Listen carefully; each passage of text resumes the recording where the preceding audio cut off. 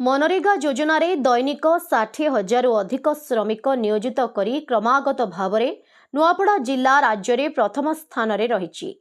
जिला को प्रवासी श्रमिक मुक्त करने जिलापाल मधुसूदन दास समग्र जिला प्रशासन को संगरे नहीं प्रचेष्टा जारी रखुंट।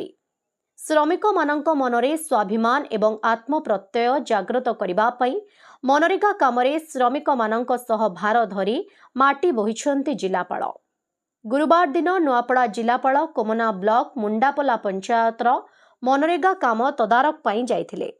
श्रमिकों को उत्साहित करने एही योजन खलिया बंध खनन पाई हेउथबा माटी कामरे भारे माटी बोही भार को पोखरीहुड़ा उपर को टेकी नेथिले निजे जिलापाल। कोमना वीडियो विनय कुमार भोई मध्य एठारे भार बोहिथिले। जिले दादन श्रमिक चालाण बंद करने अंटा भिड़िथिबा जिलापाल दास विभिन्न समय श्रमिकों को उत्साहित करने पूर्वर माटी खोलिथिले। एबे भार बोही चर्चा को आसिछंती। सूचनायोग्य जे जिलार बहु श्रमिक परिवार मनरेगा योजन 300 दिन काम करी लक्षपति होई पारिछंती।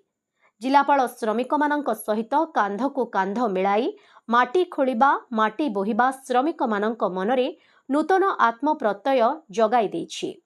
सेमाने दयनीय प्रवासी श्रमिक हिसाब रे अन्य राज्य को न जाई निज गाँव रे परिवार सहित रही श्रम दान करी स्वाभिमान सहित बंचिबा पाई साहस जुटाई पारुछंती। नुआपड़ा जिल्लारू जगन्नाथ सागर रिपोर्ट ओडिशा हाइलाइट समाचार।